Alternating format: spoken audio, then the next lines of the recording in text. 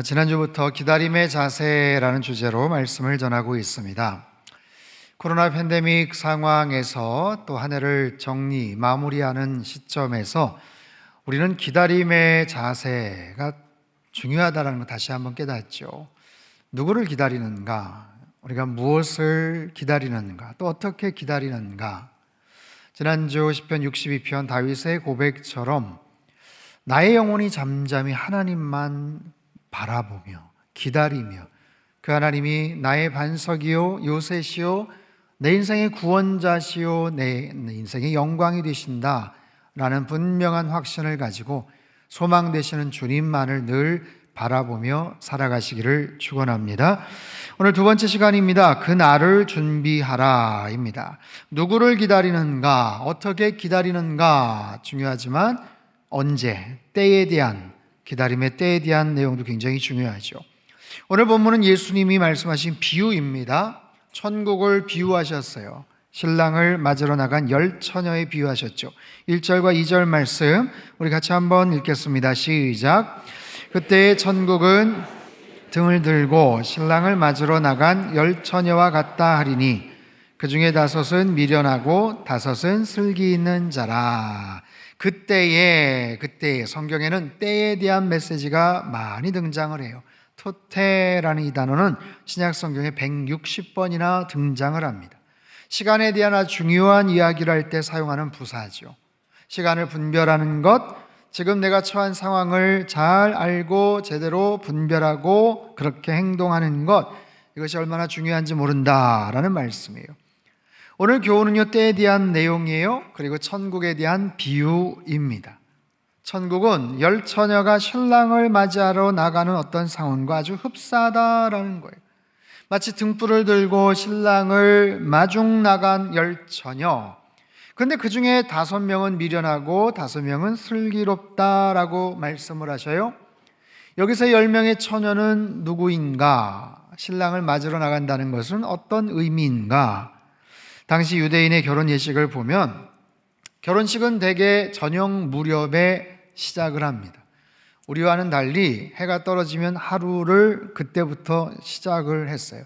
그때가 하루의 첫 시작입니다. 그래서 신랑이 신부의 집으로 가서 신부를 데리고 오는 거예요. 근데 그냥 데리고 올 수 없어요. 신랑이 신부의 부모님에게 결혼 지참금을 지불하고 신부를 자기 집으로 데리고 옵니다. 결혼 지참금이라는 것은 뭐냐면 지금까지 따님을 잘 키워주셔서 감사합니다. 이렇게 곱고 귀한 딸 제게 아내로 허락해 주셔서 감사합니다 라는 감사의 표시예요. 그리고 상당한 액수의 금액이었다고 합니다. 그런데 때로는 신랑과 신부 부모 사이에 이 결혼 지참금에 대한 약간의 갈등이나 마찰이 있는 경우도 있었대요. 그리고 신부 부모님은 마음이 그렇잖아요. 이제 떠나보내면 이제 남의 식구가 된다 생각을 하니까 할 수 있는 한 그 딸을 더 붙잡고 싶은 그런 마음. 그래서 거기에서 더 늦게 출발을 하는 경우가 많았대요. 그래서 어찌됐든 허락을 받고 이제 출발을 하면 신랑과 신부가 신랑의 마을에 들어서잖아요. 그러면 이제 온 동네 사람들이 지나다니면서 축하 인사를 전합니다. 그리고는 신랑 집에 들어가서 결혼 잔치를 벌이는 거예요. 그러다 보니 결혼 예식을 딱히 몇 시부터 한다라고 정해지기가 참 어려운 거죠. 언제 올지 잘 모르는 거예요. 대개는 상당히 늦은 시간에 결혼 예식이 진행이 되고요. 그리고 일주일간 잔치를 벌였다고 합니다. 오늘 본문에 나오는 10처녀는 10명의 신부가 아닙니다. 여기는 들러리죠, 들러리. 신부의 몸치장을 도우면서 결혼 예식 전반에 함께하는 신부의 오랜 친구들, 또래의 절친한 친구들로 된 들러리라고 말할 수 있어요. 이 들러리들이 10명이었던 이유는 10이라는 숫자가 완전수였고요. 당시 유대인들의 공동체적 모임에 있어서 10명 이상의 모임, 10명 이상이 모여야 된다라고 생각을 했기 때문에 그렇습니다. 그런데 오늘 본문은요, 그 10명 중에 누구는 미련하고 누구는 슬기롭다라고 평가를 하세요. 여러분, 들러리는 좋은 의도로 결혼 예식을 돕고자 그 자리에 온 그런 사람들 아닙니까? 근데 뭐 누구는 미련하고 누구는 슬기롭다 이렇게 평가를 하는 이유가 뭘까요? 3절에서 5절까지 말씀을 같이 한번 읽겠습니다. 시작. 미련한 자들은 등을 가지되 기름을 가지지 아니하고 슬기 있는 자들은 그릇에 기름을 담아 등과 함께 가져갔더니 신랑이 더디옴으로 다 졸며 잘세. 신랑이 더디옴으로, 신랑이 늦게 옵니다. 늦게 와요. 언제 시작할지 몰라요. 그래서 이들이 기다렸다가 꾸벅꾸벅 졸고 잠이 들고 말았어요. 신랑이 너무 늦게 왔고 또 피곤했기 때문에 그렇죠. 다 졸았어요. 다 자고 있었어요. 근데 10명이 다 등불을 갖고 있었지만 여기서 차이가 나네요. 미련한 자들은 등불만 갖고 있었어요. 여분의 기름을 갖고 있지 못했던 거죠. 등불을 준비했지만 그 등불 안에 있는 나름 남아있는 기름으로 좀 불은 탔겠죠. 그런데 5명의 다른 처녀들은 그릇에 기름을 담아서 휴대용 용기, 병이나 다른 그릇에 기름을 담아서 준비해 갔다라는 거예요. 기름이 떨어질 거야. 신랑이 언제 올지 모르잖아.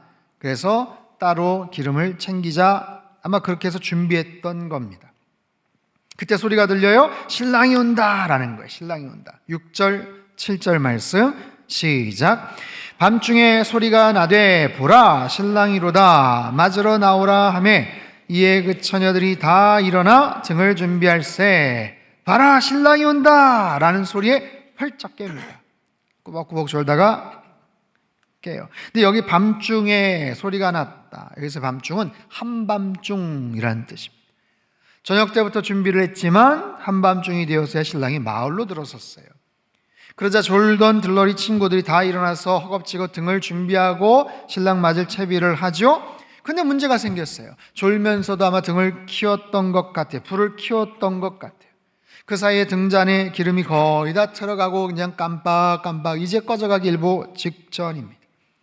이제 본격적으로 신랑을 맞이해야 되는데 이게 등불이 그냥 다 꺼져가기 지금 일보 직전이에요. 여러분 인생을 살다 보면 그런 순간이 있습니다. 운전을 하는데 잠깐 신경을 잘 못 쓰다 보니까 기름이 어느 정도 다 떨어져 버렸어요. 불이 들어왔어요. 괜찮겠지 하다가 그냥 깜빡해서 정말 아슬아슬한 그런 상황을 맞닥뜨릴 때가 있습니다. 그래도 한국의 경우는 곳곳에 주유소가 많이 있습니다. 내비게이션 치면 가까운 주유소로 안내해 드릴까요? 친절하게 그렇게 얘기를 해요. 그리고 정 문제가 생겨도 보험회사나 이런 데다가 전화를 하면 문제가 없어요. 그런데요, 미국이나 아니면 좀 큰 땅덩어리를 가진 그런 나라들을 보면 주유소가 없는 경우가 많아요. 충분히 기름이 있겠다 싶은데도 마지막 주유소라고 써 있어요. Last gas station 해가지고. 근데 그거를 깜빡하잖아요. 에이 나오겠지. 아직 충분한데 괜찮겠지.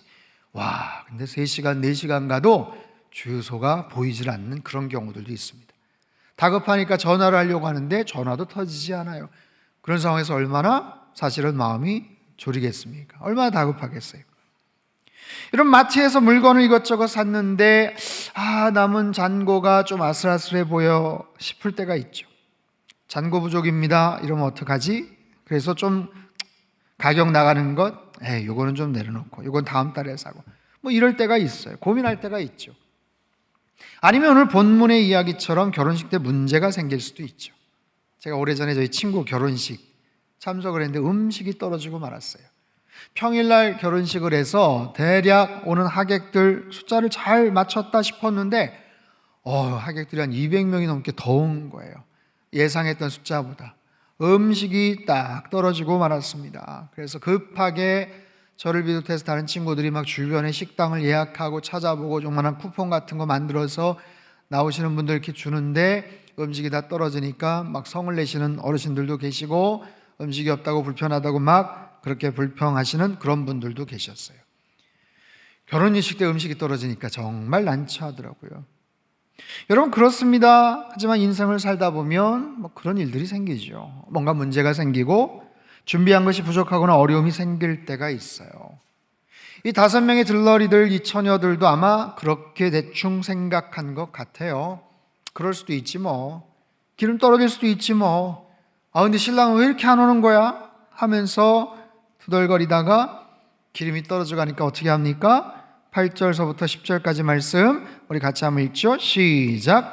미련한 자들이 슬기 있는 자들에게 이르되 우리 등불이 꺼져가니 너희 기름을 좀 나눠달라 하거늘 슬기 있는 자들이 대답하여 이르되 우리와 너희가 쓰기에 다 부족할까 하노니 차라리 파는 자들에게 가서 너희 쓸 것을 사라 하니 그들이 사러 간 사이에 신랑이 오므로 준비하였던 자들은 함께 혼인잔치에 들어가고 문은 닫힌지라. 야야, 기름 좀 나눠 쓰자 라고 빌려달라고 합니다. 그런데 5명의 그 들러리 친구들, 아마 서로 간에도 다 알 것 같은데 나눠달라고 하니까 거절을 해요. 야, 우리도 좀 모자랄 것 같은데 어떡하지? 같이 나누다 보면 똑같이 모자랄 것 같아. 야, 차라리 빨리 나가서 구해오는 게 어때? 그 말에 미련한 처녀들이 야, 그게 좋겠다 하면서 잽싸게 또 나갑니다. 기름을 구하러 나가요. 여러분, 만약에 기름을 구하러 갔는데 마침 문연 기름가게가 있었고 충분하게 기름을 구했고 마침 돌아왔는데 아직 신랑은 안 왔고 아유 다행이다 해서 신랑하고 같이 10명의 들러리들이 들어갔다면 뭐 얼마나 좋을까요? 그럴 거면 이 비유는 아마 이야기하지도 않으셨을 거예요. 근데 성경은 뭐라고 말해요? 그들이 사러 간 사이에 신랑이 왔다. 그들이 기름을 사러 간 사이에 신랑이 왔다는 거예요. 결정적인 바로 그 타이밍에 신랑이 신부를 데리고 이제 드디어 결혼식장으로 들어가는데 마침 그 타이밍에 기름 사러 어딘가로 나갔다는 거예요. 신랑은 지금 전후 상황을 잘 모릅니다. 그저 기쁘고 그냥 흥겨운 마음으로 결혼식장에 들어가는 거예요. 그리고 기름을 충분히 준비했던 5명의 들러리 처녀들은 같이 혼인잔치에 들어가죠. 그러자 문이 닫혔다고 말합니다. 문이 닫혔대요. 얼마의 시간이 흘렀을까요? 기름을 사러 나갔던 5명의 처녀들이 다시 돌아옵니다. 근데 그 사이에 신랑이 벌써 도착했다고 하고 문은 닫혀버렸어요. 여기서 질문. 그 처녀들은 나가서 기름을 구했을까요? 못 구했을까요? 1번, 기름을 못 구했다. 그 시간에 어디서 기름을 구하나? 1번이라고 생각하시는 분들. 아니다, 기름을 구해왔다. 2번. 여러분 어떻게 생각하세요? 1번인가 2번인가? 말씀을 묵상하다 이게 탁 막혀가지고 진도가 안 나가시는 혹시 그런 분들 계십니까? 나는 이걸 끝까지 알아야 되겠어. 여러분, 성경은 침묵합니다. 침묵하시는 것에 대해서는 그냥 넘어가도 좋아요. 그리고요, 그들이 기름을 사왔는지 안 사왔는지는 하나도 중요하지 않습니다. 그렇죠? 아무리 많은 기름을 사왔다고 해도 소용이 없어요. 문제는 신랑은 이미 들어가 버렸고 문은 굳게 닫혀 버렸어요. 문을 열어줄 줄 알았는데 열리는 문이 아니에요. 여러분, 당시 결혼식장의 일반적인 관례는 신랑이 신부를 데리고 잔치집에 들어가면 집의 문을 완전히 차단했다고 합니다. 이유는 초청받지 않은 사람들, 때로는 불량한 사람들, 그리고 밤에 진행을 하는 까닭에 도적이나 강도가 들어오지 못하도록 했다라는 거예요. 당황스럽죠. 5명의 처녀들이 어떻게 행동을 하는가? 11절에서 13절 말씀 우리 같이 읽겠습니다. 시작. 그 후에 남은 처녀들이 와서 이르되 주여 주여 우리에게 열어주소서. 대답하여 이르되 진실로 너희에게 이르노니 내가 너희를 알지 못하노라 하였느니라. 그런즉 깨어있으라. 너희는 그날과 그때를 알지 못하느니라. 아멘. 사랑하는 성도 여러분, 오늘 본문은 비유입니다. 비유. 천국이 이렇다라는 거예요. 여러분, 이 비유의 핵심 메시지를 잘 봐야 됩니다. 아유, 기름이 떨어질 수도 있지. 서로 아는 사이인 것 같은데 너무 야박하네. 그 5명의 친구들 참 못됐네. 얌체 같네. 적용. 좋은 친구를 사귀자. 여러분, 그거 아니에요. 그거 아닙니다. 좀 늦게 왔다고 해도 잔치집에 들어가게 해줘야지. 도대체 식장 관리를 누가 하는 거야?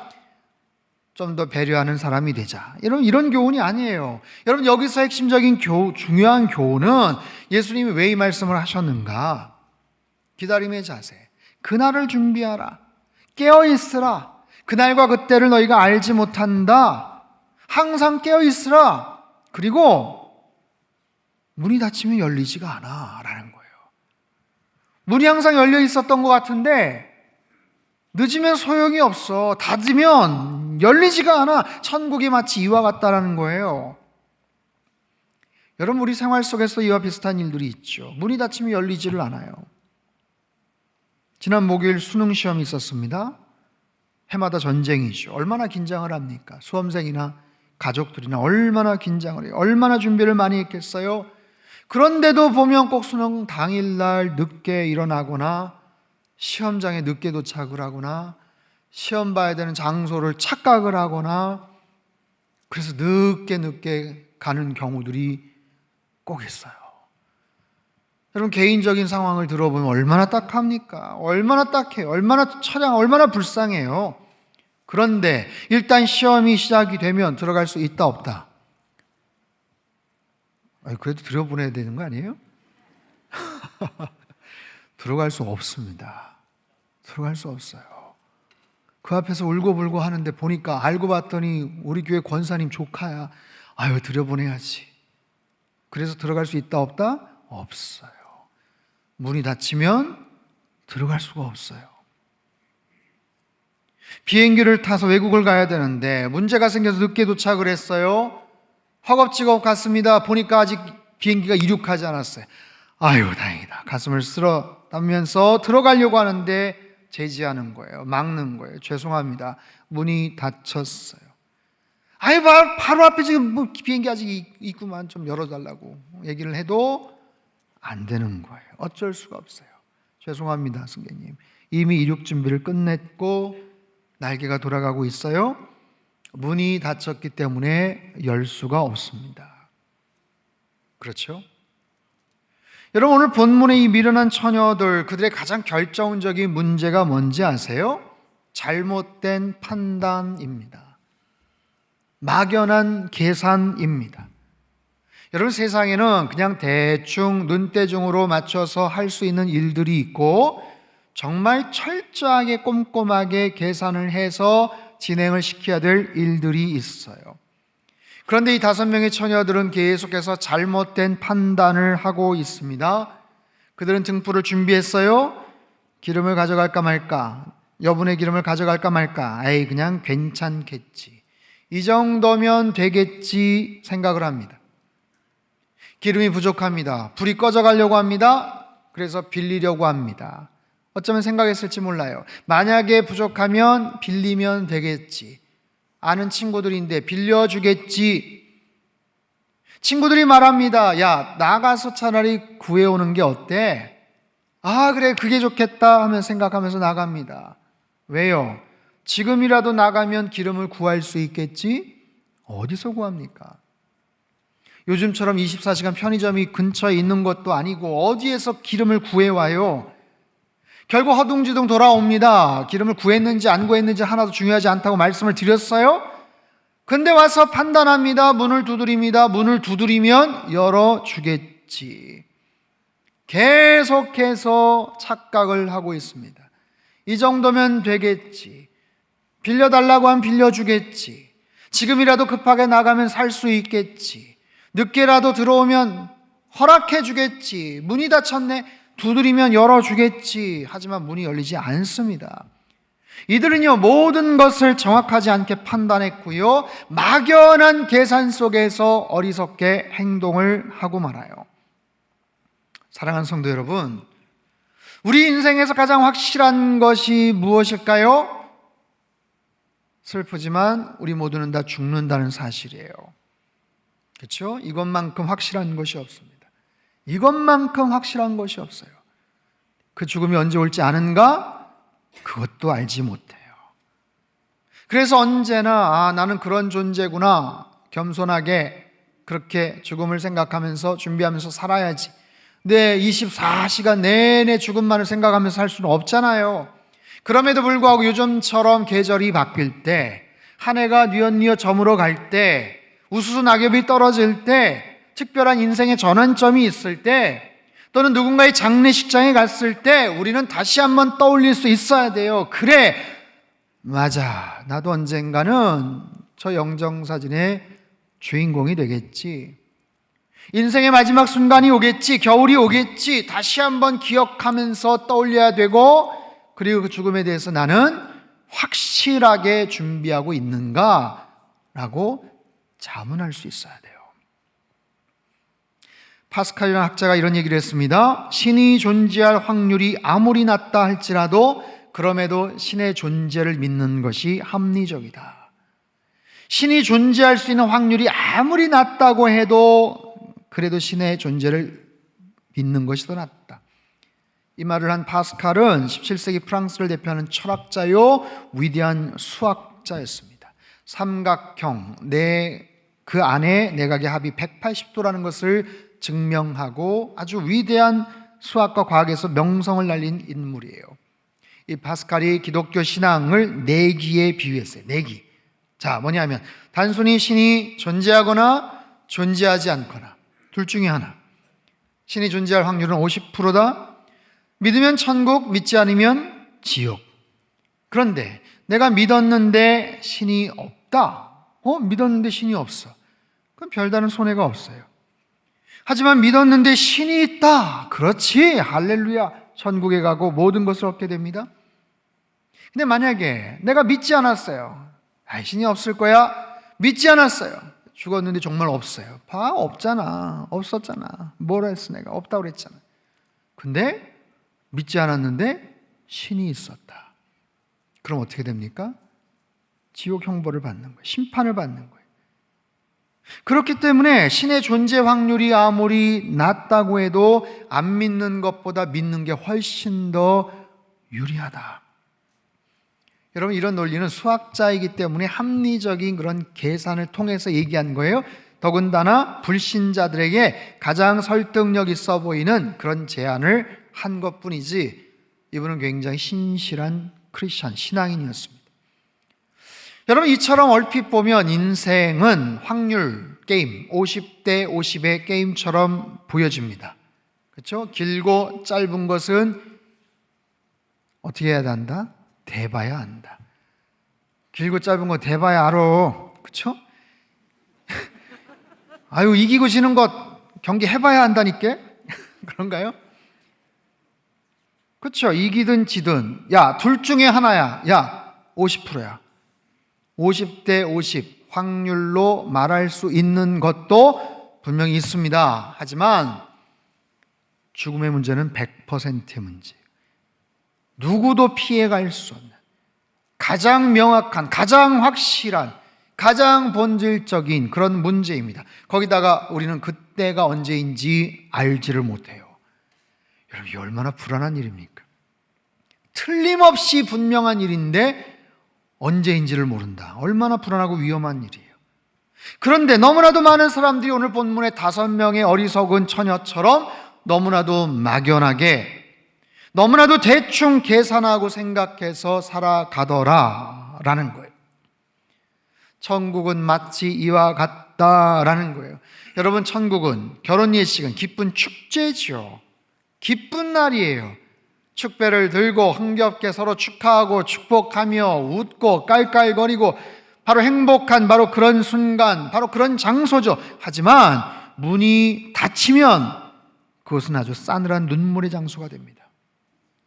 신랑 되시는 예수님은 모두에게 구원자가 되시죠.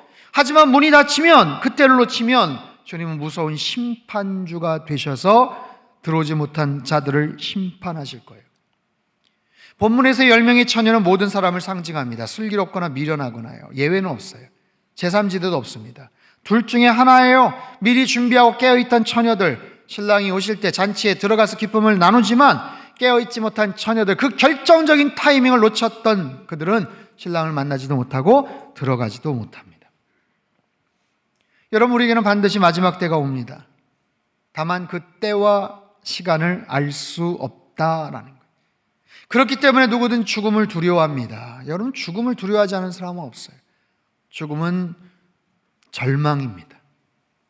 그리고 아픔입니다. 슬픔이기도 합니다. 하지만 예수님이 찾아오셨어요. 찾아오셔서 그 죽음을 이기셨어요. 사망 권세를 깨트리시고 승리하신 줄로 믿습니다. 그래서 죽음 앞에 두려워하고 절망하고 어찌할 바 낙담하고 있는 모든 사람들, 과거에 주님을 알지 못했던, 그래서 절망하고 쓸쓸함과 외로움과 정말 막막함 가운데 살아가던 저와 여러분들을 찾아오셔서 주님의 자녀로 삼아주시고 두려워하지 말아라, 사랑하는 아들아, 사랑하는 딸아, 너와 내가 이제 특별한 관계가 되었어. 너 걱정할 필요 없다. 죽음이 단절이 아니라, 끝이 아니라, 벼랑이 아니라, 콱 막힌 그런 절벽이 아니라 새로운 세상으로 안내하는 소망의 문, 새로운 시작이 되어주신다고 말씀을 하세요. 여러분, 이것이 바로 기독교의 복음이 아닙니까? 누구든지 죽을 수밖에 없어요. 어느 곳에서든지 어떤 방법으로든지. 여러분, 사람이 죽을 수 있는 그런 방법과 이유는 아마 수백 수천 가지일 겁니다. 그런데 그 모든 곳, 어떤 곳에서도 주님을 믿고 주님의 자녀로서 살아간다면 천국으로 향하는 길들이 있는 거죠. 죄와 사망의 권세 아래에서 누구든지 자유로울 수 없지만 우리에게는 놀라운 특권, 생명과 소망의 은혜와 그런 생명의 빛을 허락해 주신 줄로 믿습니다. 사랑하는 성도 여러분, 그날은 반드시 옵니다. 틀림없이 옵니다. 설교의 제목, 그날을 준비하라. 그렇기 때문에 깨어서 준비하는 거예요. 깨어서 기다리는 거예요. 막연한 자기 생각과 자기 판단을 가지고 엉성하게 계산하고 살아가면 안 돼요. 분명한 구원의 확신을 가지고 언제나 믿음 안에서 마음속에 평강을 갖고 여러분들 승리하며 살아가시기를 바라요. 여러분, 신랑 되신 주님을 만날 때 우리는 어떤 모습으로 만날까요? 바라기는 가장 멋진 모습으로 만났으면 좋겠어요. 예수님 만날 때 가장 멋진 모습, 가장 준비된 모습, 가장 좋은 모습, 부끄러운 모습으로 만나는 게 아니라, 창피한 모습으로 만나는 게 아니라, 지금까지 굉장히 잘했는데 마침 그때 그냥 부끄럽고 좀 창피한 모습으로 있다가 주님 만나면 안 되겠잖아요. 주님 물어보실 거예요. 너는 이 땅에서 뭘 하다가 왔니? 주님 아시면서 다 아세요. 하지만 물어보실 거예요. 너 나를 위해서 무엇 하다가 왔니? 오늘 본문에 아주 무서운 얘기가 있어요. 내가 너희를 도무지 알지 못한다. 닫혀진 문 안에서 들려오는 목소리입니다. 여러분, 이런 말을 들을 사람이 있을 거예요. 우리 주변에, 우리 가족들 중에. 그런 상황이 맞닥뜨려지지 않도록 여러분, 예수 그리스도의 그 소망의 복음을 전해야 되지 않겠습니까? 그리고 아슬아슬하게 구원받아 천국 가는 것을 목표로 삼는 게 아니라 할 수 있는 한 빨리 죽음에 대한, 영생에 대한 분명한 그런 확신과 소망을 갖고 남은 기간 동안 더 열심히, 더 많이 주님을 위해서 사랑하고 헌신하고 섬기다가 주님 만나야 될 거 아니겠어요? 오늘 임직식이 있어요. 4시에 은퇴식도 있습니다. 평생 주의 몸된 교회를 위해서 헌신하신 모든 은퇴하시는 분들의 그 수고와 헌신의 깊은 감사의 마음을 전합니다. 주님께서 말씀하실 거예요. 잘하였도다 착하고 충성된 종아. 바라기는 은퇴 이후에도 주님을 더욱더 사랑하며 평생 기도하시며 살아가시기를 바라요. 또한 167명 임직자들이 있습니다. 귀한 직분 주셨어요. 새로운 사명을 주셨어요. 주님 사랑하는 그 마음, 그 헌신하길 바라는 그 초심을 절대로 잃어버리지 마십시오. 그리고 언제나 겸손하게, 그리고 신실하게, 내가 뭔가를 잘해서 대단해서 주님께서 불러주신 게 아니라 자격 없고 부족하지만 나에게 기회를 주셨다 생각하시고, 귀한 상담교회 섬길 수 있는 기회, 충성하겠다고 다짐하시고 헌신하실 때 그 하나님께서 필요한 건강도 주시고 지혜와 능력도 주실 줄로 믿습니다. 이 자리에 계신 모든 하나님의 사람들, 영상을 통해서 시청하시는 모든 우리 성도님들, 언제나 깨어있는 슬기로운 처녀와 같이 신랑 되신 주님을 만나시는 은혜와 축복이 함께 하시기를 바랍니다. 그날을 준비하라, 그때를 준비하라. 기다림의 자세, 주님 만날 때를 늘 깨어서 기다리시고 준비하시는, 그래서 신랑 되시는 예수님을 기쁨으로 만나시고 천국의 은총을 이 땅에서도 누리시는 저와 여러분의 삶이 되시기를 주님의 이름으로 축원합니다. 참 좋으신 하나님 아버지, 한 해가 저물어 갑니다. 그렇게 우리 인생도 서서히 저물어 가고 주님께서 호련히 우리를 부르실 때가 올 터인데 하나님 그 마지막 순간까지 주님 바라보며 그날을 준비하는 슬기로운 처녀와 같은 우리 모든 성도님들 다 되게 인도하여 주시옵소서.